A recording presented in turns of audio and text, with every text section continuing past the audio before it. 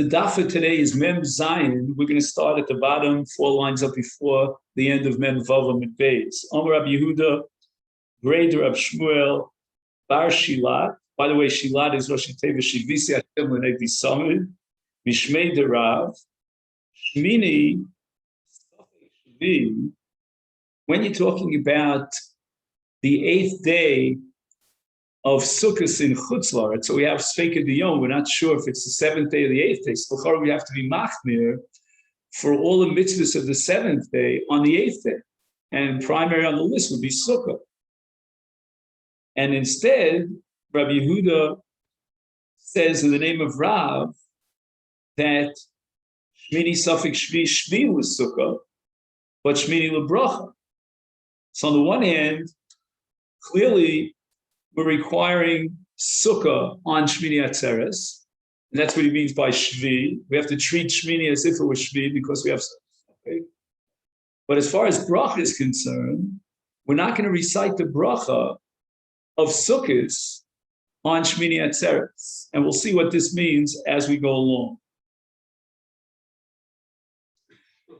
The simple shot, just so that we have our framework here, is that when it comes to all the brachas, like for example, Shmon Esrei or Birkas Hamazon, we have to mention the day, right? That's halacha of B'chol Yom V'Yom Tein Lo Me'ein Brachosov. Every day requires its own bracha. And that means that we integrate into the bracha the mentioning the name of the day. Well, in this case, it's considered Shmini, which means that the brachos, whether it's Tefillah, whether it's Birkas Hamazon, that will reflect the fact that it's Shmini Atzeres. I'm not going to mention Sukkahs in the brachos and the tefillos of Shmini Atzeres. Rabbi Yochanan Omar Shmini Lazeh V'Lazeh. That we're not going to require Sukkah on the 8th day, and this despite the fact that we have a suffix. Nevertheless, Rabbi Yochanan wants to completely leave out Sukkah. Leave out sitting in the Sukkah. Sitting in the sukkah, I mean to say living in the sukkah. So we live in the house, we're back in the house on Shmini Atzeres, even though it's a suffix, against Rav. And Lazeh, and also as far as the blessings are concerned, like we say the Tfilos and the Birkas Hamazon will reflect Shmini Chag Atzeres, will not mention Sukkahs. So the Gemara points out that Meisiv, Kuliyalma Lo Pligi Diasvina. When we interpreted Rabbi Yochanan as saying Lazeh, we thought that according to Rabbi Yochanan, as we said a second ago, you sit in your house and eat in your house on Shmini Atzeres. The Gemara says, no, that can't be. That's an impossible interpretation. Shmini is certainly suffix Shvi, and we're dealing with the Doraisa here of Sukkah. We cannot eat outside the Sukkah in a suffix. We're going to have to eat in the Sukkah on Shmini Atzeres. That was not an issue. So where is the machlokas between Rav and Rav Yochanan? And here we start the daf for today, Mem Zayin. Levruche, as far as bracha is concerned.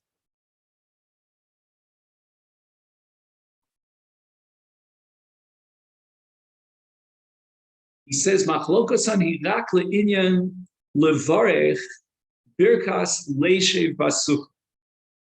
What does that mean? Lamandi, I'm going to Rav Kishvi L'Sukkah Bruchei Nami Parchina.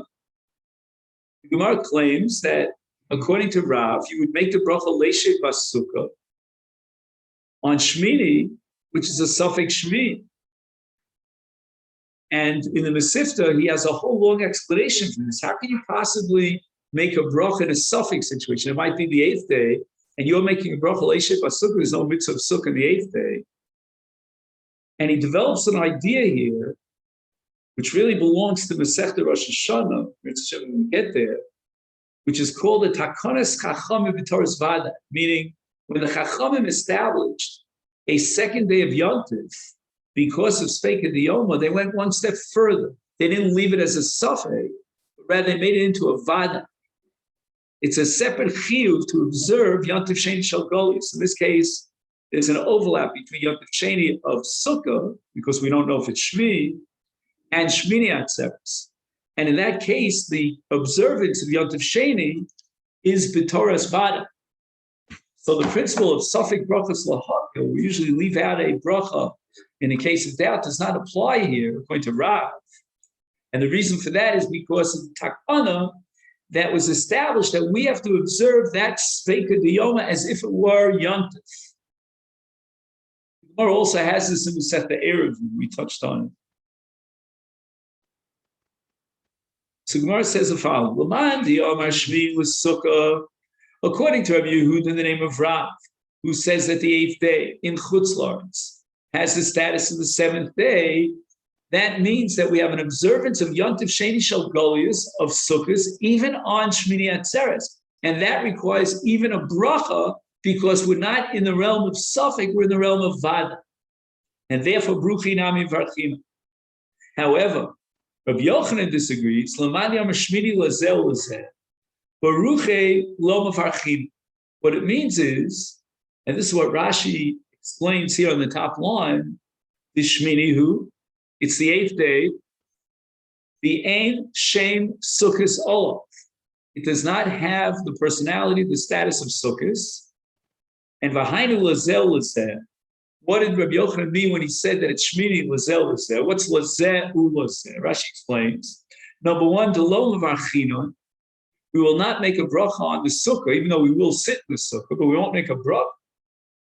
And the bracha Es Yom HaShmini Chag Atzeres, and for the bracha of Yom HaShmini Chag Atzeres, which we insert in Tefillah and in Birkas Hamazon, we're going to recite exclusively Shmini Chag Atzeres Hazeh. By the way, there are different nuschos in our Sidurim, but you see that Rashi's Girsa, he had it Shmini Chag Atzeres, not Chag HaShmini Atzeres, but Shmini Chag Atzeres. In any event, we see clearly that Rashi is integrating two elements here in explaining Rabbi Yochanan. And that, right. And that is going to have a spin-off on the bracha on the sukkah. Meaning, since we're mentioning in our tefillos Shmini Chag Atzeres, and we're not calling it Shvi Shel Sukkos, therefore we're not going to make a bracha when we go into the sukkah. We'll sit in the sukkah, but we won't make a bracha on the sukkah. That's the Shita of Yochanan. The opinion of Rav, on the other hand, is that not only do we sit in Sukkah, but we make a bracha on the Sukkah. And you say the bracha. No. I don't think so. The Gemara doesn't address your question, Mendel. Mendel's asking, Rabbi Rhodes, if you can hear me, I don't see you, but Mendel is asking, what does Rav hold about Shmini Chag Atzeres? Is he going to mention Sukkah? And I can only tell you, the Gemara doesn't seem to address this question. Intuitively, it would be appellate to me if, according to Rav, we would mention Chag HaSukkos on Shmini Atzeres. But I think his debate is as far as the bracha on Sukkah, that Chazal will misakin a mitzvah of Sukkah on the 8th day because it might be the 7th day, and therefore you make a bracha on that mitzvah. On Rav Yosef, the quote to Rabbi Yochanan B'Yodech. We're going to paskin like Rabbi Yochanan against Rav, and therefore we will not make a bracha on the sukkah. And I'm going to prove it to you from the following story. The Rav Huna bar Bizna, v'chol gdolei hador, iklu b'sukkah b'shmini safek shvi. So the entire chabur of great Amoraim sat in the sukkah on the 8th day. But Bruche, Mesef Havayasvi, they sat in the sukkah, they ate in the sukkah, but Bruche Lom Varchina, they did not make a bracha. So the Gemara now challenges that proof. Vidilma, perhaps, playing the devil's advocate, Svira Lahu Kimandi Omar, we had a brisa, if you remember yesterday, that Kavan Shabirach Yontif Rishon Shuv Einot Sarach Levarech, that we integrate all the days of Sukkah as Yom HaRichta, as one long day as far as the mitzvah of Sukkah is concerned, because as we said, in contrast to Lulav that has Hefsek Lilos, Sukkah has no Hefsek, it's continuous for 7 days, and it's all integrated into one mitzvah. Now, one bracha will suffice for all the 7 days. So maybe let's assume these Hamoraim had already made a bracha at the beginning of Sukkot. These were great scholars, they no doubt sat in Sukkah, and that bracha would cover them for the entire Yontif. There was no need for them to make a bracha on Shmini Atzeres. But Lu Yitzuyah, in a case where or according to the other opinion, that every time you go into the sukkah, like tefillin we discussed yesterday, you need a separate bracha, then certainly on the 8th day we would make a bracha. Don't prove anything from their omission of the bracha as far as Shmini Atzeres is concerned, because it could be they hold that one bracha suffices to cover the entire yontif. The Gemara says that Rabbi Yosef knew exactly what the details and the specifics of that case were. Gemiri, we have a tradition. The Me'afar also, they came from what's called afar. Afar is a wet area in the wetlands. Like if you've ever been to Florida, the Everglades, what's it called? The Everglades, right? And you can't build a sukkah in the Everglades because it's just going to sink into the mud. So what happens is they did not make a bracha for 7 days. Now, don't ask me the question, how is it that the scholars of Israel were in the Meadowlands on sukkahs without building a sukkah? How can they put themselves in that situation? Either they were very pressed financially, or maybe there was a xera of the Romans that they weren't allowed to build a sukkah. Somehow by the 8th day, they were able to sneak away. And in any event, we know for sure that they had not made a bracha the entire Chag HaSukkos. Why didn't they make a bracha on Shmini? And the answer must be because they hold like Rabbi Yochanan, that even though we sit in the sukkah on the 8th day, we don't make a bracha. Ika Diamri. Now the Gemara says that this discussion back and forth took on a different twist. Baruch, as far as making a bracha, we said that according to Rav, you have to make a bracha leishe basukah on the 8th day. No, kuliyam lo pligi delom varchin. And even Rav, quoted by Rabbi Yehuda, would agree that we omit the bracha on the 8th day when we sit in sukkah. So now we have to sort of recollect our pieces of the puzzle and ask ourselves, so what is the machlokes between Rav and Rabbi Yochanan? You tell me that everybody agrees you have to sit in sukkah on the 8th day. Everybody agrees that you leave out the bracha on the sukkah. So what were they arguing about? And the Gemara says, "Ki pligi lemesav laman diyomer shiva lesukkah mesav yafsinon ulaman diyomer shmini lazel lezer mesav nami lo yaspinon." Rabbi Yochanan is of the opinion that the 8th day is the 8th day, and that's the end of the story. There is no sukkah on the 8th day, period. And by the way, this sheet of Rabbi Yochanan, according to the Ika Diamri, that Rabbi Yochanan disagrees fundamentally as to whether we sit in sukkah on the 8th day, that could be a justification for a certain kind of a minhag, or I don't know if it's called a minhag, but it's certainly commonplace in Chutzlar, it's different places. And I saw this in Canada, that they don't sit in sukkah on the 8th day. Omar Rabbi Yosef, the code de Rabbi Yochanan B'Yodecha, the Mara de Shmaita, Mani, Rabbi Yehuda Breder of Shmuel Bar Shilach, B'Shmini, Sofik Shmi, Lebarmi Sukkah Yosef. And Rabbi Yosef insists that we're going to paskin like Rabbi Yosef insists we're going to paskin like Rabbi Yochanan, even with regard to sitting in the sukkah on the 8th day. We will not sit in the sukkah on the 8th day, and I'll prove it to you. Who was the one who brought the sheet of Rav that we have to sit in sukkah on the 7th day? It was Rabbi Yehuda who quoted Rav. So the tradition that we have about Rav comes from Rabbi Yehuda, and yet Rabbi Yehuda himself, in a case of Sofek Shmini, ate in the house. He did not eat in the sukkah. And when we paskin halacha, if the person, the Amora who brought the tradition, he himself disagrees with that tradition, apparently we have to ignore that tradition as far as halacha is concerned.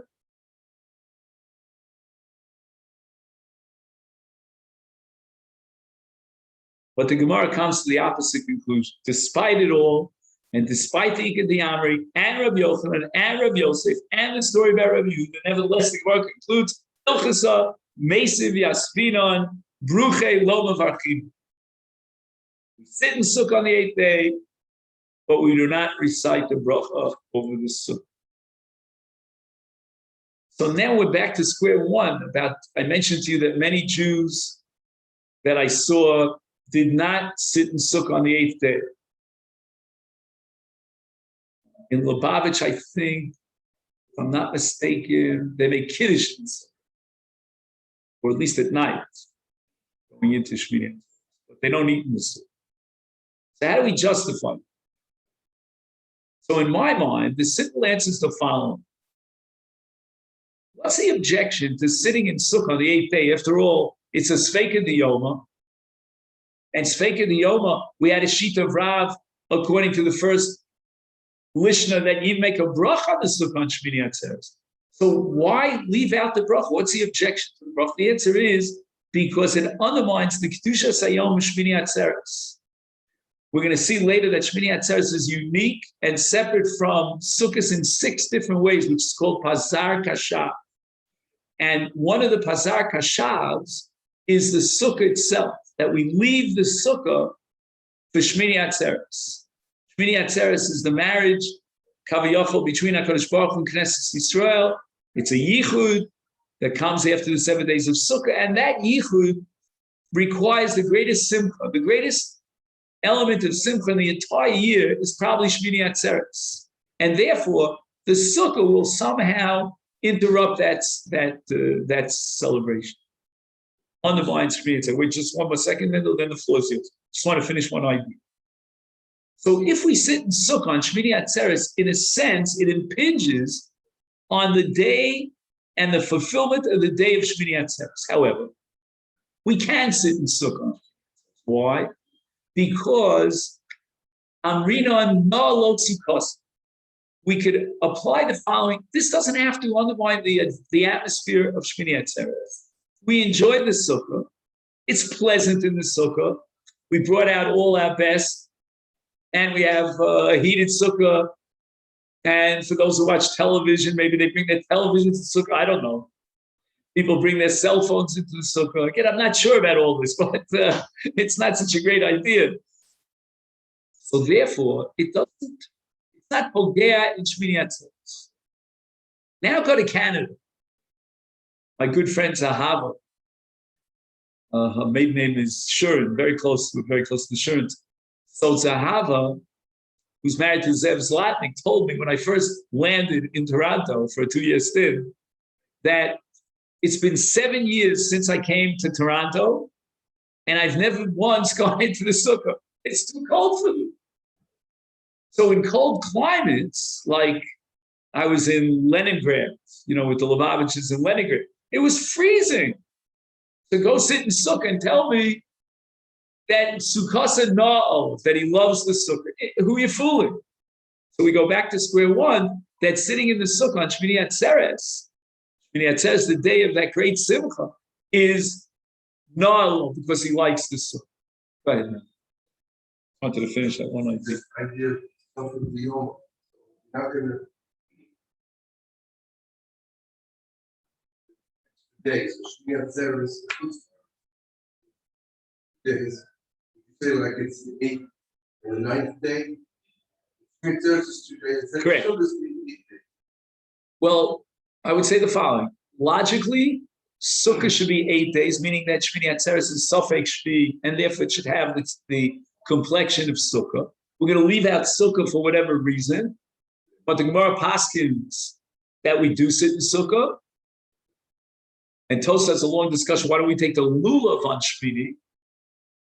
And Tos says that for sure would be pogea in the Kedusha Sayom Shmini Atzeres, because why is he taking a lulav? Was he plucking his ear with it? I mean, what do you do with the lulav? He's doing it for sure for the kibbutz. You could say Sukkah Na'al, he enjoys the Sukkah. Can't say that for lulav.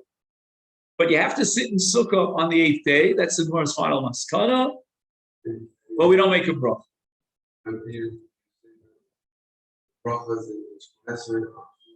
Of Shmini Atzeres. Correct. Absolutely. Rabbi Yochanan, Omrim Zman b'Shmini shel Chag. We should recite Shechianu on the 8th day. But Ein Omrim Zman b'Shvi shel Pesach. Now, in a certain sense, Shmini Atzeres and Shvi shel Pesach are very, very similar. they both pick up an Isser Malacha after a Chol HaMoed period. And yet, Rabbi Yochanan says we will recite Shechianu on Shmini Atzeres, but not on the 7th of Pesach. The Omer of Levi Bar Chama, V'Tamer Rav Chama Bar Chanina, Teida, I'm going to prove to you that Shechianu is the appropriate blessing for Shmini Atzeres. Sheri Cholik B'Shloshet Dvarim, because three things that apply during the Chol HaMoed Sukkos period now terminate. Shmini Atzeres is devoid of the following three elements, and therefore it sets itself up as an independent holiday. We call it 8. The Torah calls it 8, but it's 8 Shem Achas. It's really one. And what are those? Sukkah. There's no mitzvah Sukkah on Shmini Atzeres. And in fact, Targum Onkelos, if I'm not mistaken, says that Atzeres means Atzeres min Sukkah. Atzeres always means to terminate. Terminate from the Sukkah and go into your house. That's the part of the essence of Shmini Atzeres. Lulav is only 7 days. And Nisach HaMayim, this is the Tanakama Shita, that Nisach HaMayim, which requires that we take 3 lugim of Mayim and pour it on the Mizbeach every day of Sukkot, does not apply in Shmini Atzeres. Rabbi Yehuda disagrees. Rabbi Yehuda the Omar, Belug Hayim in Aseach. So if you take a look at Rashi, Belug Hayim in Aseach, Betarte Pligi, he argues against the Rabbanon on 2 counts. The Tanakama Shlosha, Lugim, B'chol Yom. The Tanakama requires 3 Lugim for the mitzvah of Nisach HaMayim every day of Sukkot. Ve'iu Omar, but he, Rabbi Yehuda, holds B'chol Yom Lug, only 1 Lug. And number 2, Kamer Tanakama Shiva, V'lo Shmini. There's no ritual of Nisach HaMayim on the 8th day. V'hu Omer Kol Ches. And Rabbi Yehuda gives Shmini Atzeres the status of Sukkot as far as Nisach HaMayim. So again, his sheet is 1 lug. That's not relevant to our sugya, but he requires Nisach HaMayim even on Shmini Atzeres. You see that according to Rabbi Yehuda, Shmini Atzeres is to some extent a continuation of Sukkot. And that expresses itself in the mitzvah of Nisach HaMayim. But as far as Sukkah and Lulav is concerned, Harei Cholok B'Shnei Dvarim. So the Gemara says the following: if you're looking for a chiluk between a certain day and the day that came before it, in the case of Shmini Atzeres, you found 3 such chilukim, or a minimum of 2. Ihachi Shvi Shel Pesach Nami. Shvi Shel Pesach is different from the day that came before it, the 6th day of Pesach. How so? Harei Cholok B'Achilas Matzah. On Shmini, on the 7th day of Pesach, we don't eat matzah. What does that mean, we don't eat matzah? We're not required to eat matzah. Matzah on the 7th day is a rishus. But when we enter into Pesach, the Torah commands us for Erev Tofu matzahs. The Omar Mar, Leila Rishona Chokva, the first night of Sukkot of Pesach, is an absolute unconditional obligation to eat matzah. Mikan v'elech rishus. For the balance of Pesach, you want to eat matzah, if that's your thing. Eat matzah. You don't want to eat matzah, don't eat matzah. If you're gluten-free and you don't like the gluten-free matzahs, right, that they import from England, so then, you know what? There's plenty of food in the fridge. You won't starve to death if you don't eat matzah. So there's no chiyuv of eating matzah. So we see that if we compare the first day on which we recited Shechianu as we entered into Pesach, and that's the night of Pesach as well, when we are obligated to matzah. Compare that to the 7th day, and the 7th day has a special status in that it's a chag, it's asur b'malach, it's mikroi kodesh, and it doesn't have a chiyuv of matzah. So it certainly is different. You can't tell me that the Shechianu on the first night covers you for the Shechianu on the 7th day. Why don't you recite Shechianu on the 7th day? That's a kasha of Levi. So Gemara says Hachiyash. And now the Gemara is going to give a whole long list of different of chilukim between Shmini Atzeres on the one hand and its contrast to the previous days and Shvi Shel Pesach. Awesome, milayla cholok biyomeinu cholok. The status of the daytime of the first day of Pesach is equivalent, identical to the status of the 7th day of Pesach. because in both cases there's no absolute chiyuv to eat matzah. The mitzvah of eating matzah is only ba'erev, it's only at night. So in that sense, the seventh day of Pesach is sort of swallowed up in the first day of Pesach, not at night, but at least the day of Pesach. So if the Shechiyanu that I recite on the first day covers the entire day, 24 hours, it also covers the entire extension of Sukkot, including the seventh day. Meaning, whatever section of Sukkot you take, whether it's the night, whether it's the night has the mitzvah of Sukkah, the day has Sukkah plus Lula, plus Nisach HaMayim, none of those will apply on Shmini Atzeres. So Avinu Amar, Zeh Cholok Milafana, Zeh Cholok Mishulafnei Fana. In the case of Shmini Atzeres, you can contrast Shmini Atzeres with the day right before it, the seventh day of Sukkot. But in the case of Shvi Shel Pesach, it's not different than the Shishi Shel Pesach. In both cases, you're not chayav to eat matzah. Here the Rashash asks the Gvaldi Akash, I don't know the answer, but his question is better than any answer you can think of. Because surely the seventh day of Pesach is different than the day before it. There's no Isa Malach to rice except for Kol Moed, whatever applies to Moed, on the sixth day of Pesach, but on the seventh day of Pesach, you're also b'malacha. So the seventh day of Pesach is certainly cholot from the previous day. But as far as matzah is concerned, there's no chiyuv. Now we have another distinction. Rav Papa Amar, chacha ksiv par, pasam ksiv parim. The distinction between Shmini Atzeres and Sukkot is in terms of what we call parei achak. And what that means is that throughout Sukkot, starting from the first day of Sukkot, when we bring 13 parim, and going down in progressive decrease until we get to the last day of Sukkot when we reach 7 parim, and the Torah says on Shmini Atzeres we bring 1 par. That sense of Shmini Atzeres is a separate, independent entity, and that holiday requires Shechiyot. Rav Nachman bar Yitzchak Omar, Hacha ksiv bayom, ve'hasam ksiv ubayom. So the truth is that for this we really need a chumash. Anyway, if we open up to, I really meant to bring in a chumash, but it slipped my mind at the last minute. If we take a look in Bamidbar, Mendel went to get a chumash. If you open up to Bamidbar, Erik Chavtes, so that's the Chavtet, right? 29. Yeah. And it's Pasuk Lamed Hey. You'll see it says Bayom Hashmini. You see that? Bayom Hashmini. And it leaves out the Vav. Now, if you look almost at all the psukim in that Perek Chavches, you will see U Bayom Hashmini, U Bayom Hashlishi, etc., etc. So in all cases, with the exception of Shmini Atzeres, there's a Vav that's added. Now, when you add a Vav, it's called a Vav HaMachaber, which means it connects you to what came before. In Shmini Atzeres, the Torah says Bayom Hashmini. It doesn't say U Bayom Hashmini. And the reason for that is because the Torah wants to separate. Instead of having a Vav HaMachaber, it leaves out the Vav to indicate that Shmini Atzeres is a separate holiday. And that's in Parshas Pinchas, right? The Parsha of the... We'll leave the Chumash because we'll come back.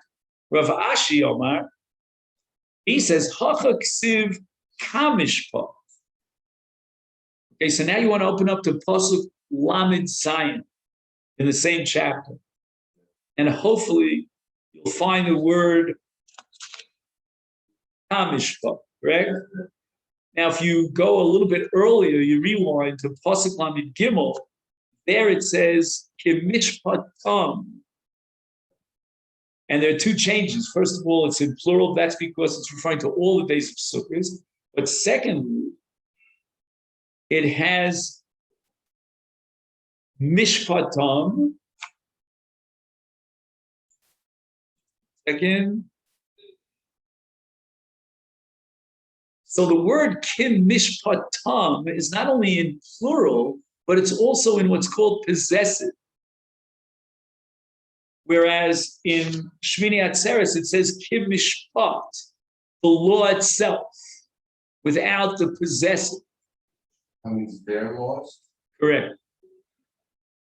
So the Gemara says that the upshot of this whole discussion is that the 8th day, which is called Shmini Atzeres, has its own law.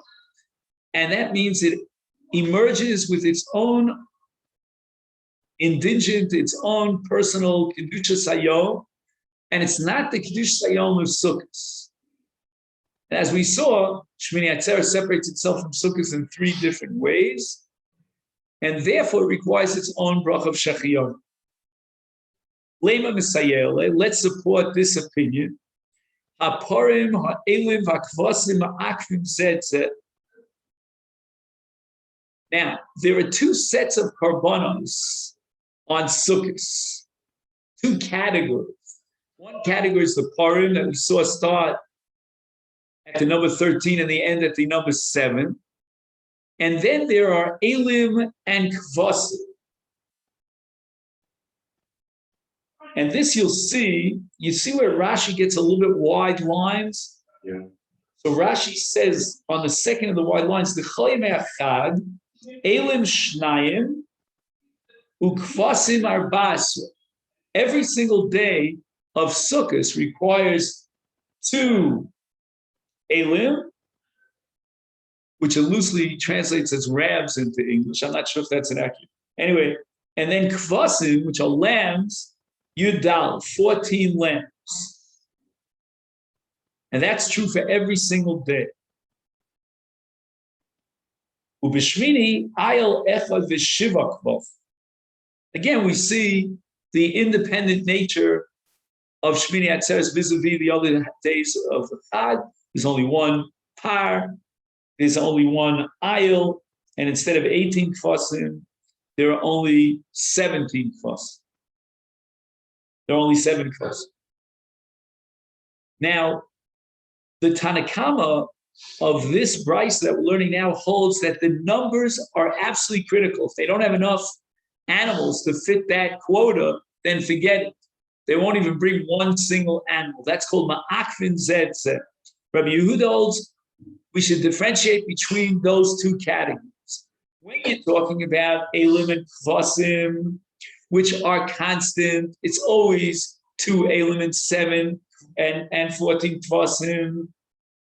Then the numbers are critical, and I agree with you. But I disagree with you about parim, because in the case of the parei sukkah, parei achag, it goes down in number. So you see, the Torah is not careful about the number, and therefore parim emak zed.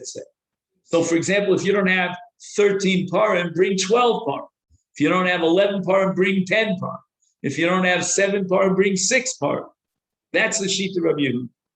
Sherei mismatin b'holchem. And the Chachamim, the Tanakam, was not happy. Amru lo, they said to him, Halo kulam mismatim b'holchim bashmini. So let's take a look at Rashi.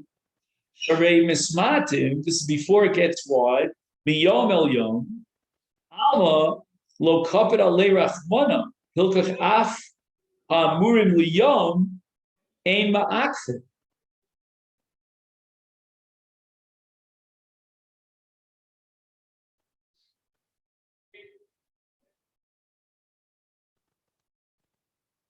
Amrulo, imikana talomed afa elu vakvasim lo yem. Shari kulam mismatim b'shmini.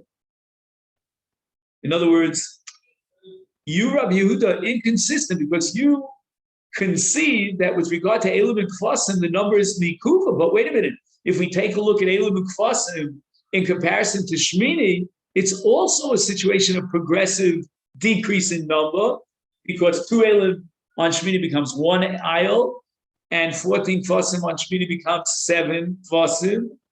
Amalehem, what are you hacking? Shmini regal b'feyatzov. You don't have any diminishing numbers with regard to Kvasim and Elim. The Kvasim and Elim are constant throughout all the Chag.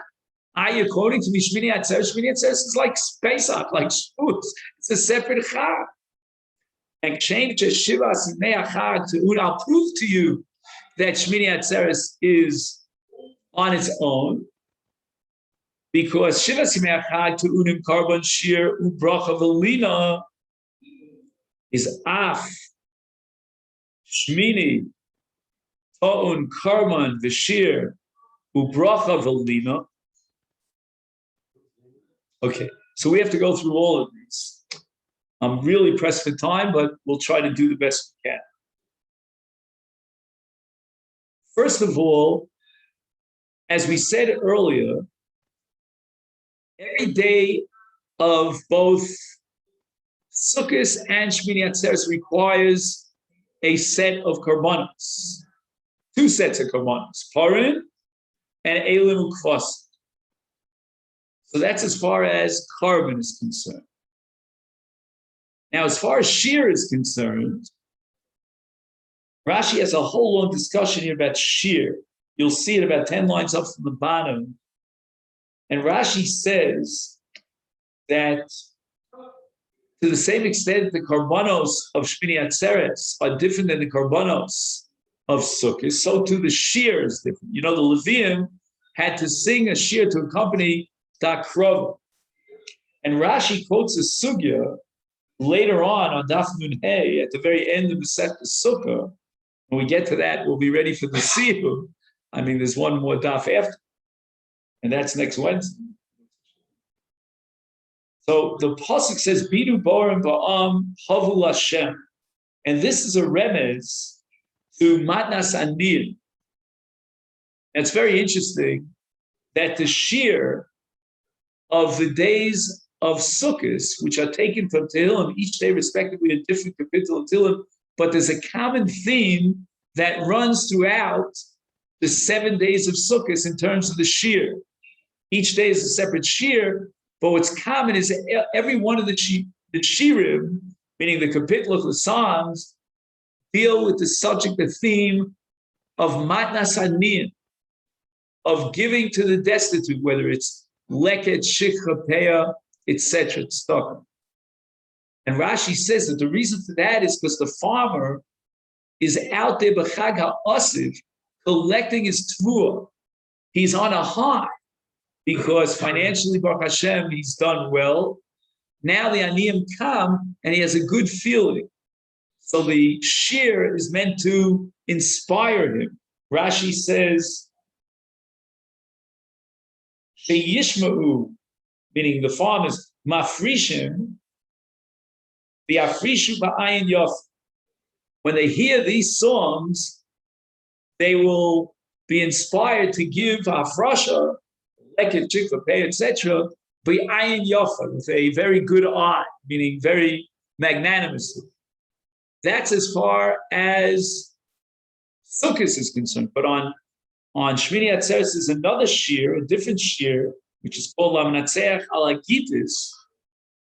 And that's going to be a sugya later on. What exactly is the common theme between Shmini Atzeres and Lamnatzeach Alagitis? In any event, that's as far as shear is concerned. Then we have bracha, which means that in Tfilos and Birkas HaMazon, instead of mentioning Sukkot, we're going to mention Shmini Chag Atzeres. And then we have a mitzvah of lina. Lina means that when you bring a korban to the Beis HaMikdash, you have to stay overnight. You don't return on the day that you bring a korban, you return back to your house lemachras. And that's going to be true even for Shmini Atzeres, as we'll soon learn, that you have to stay overnight to the 9th, even though the 9th is not sacrificed.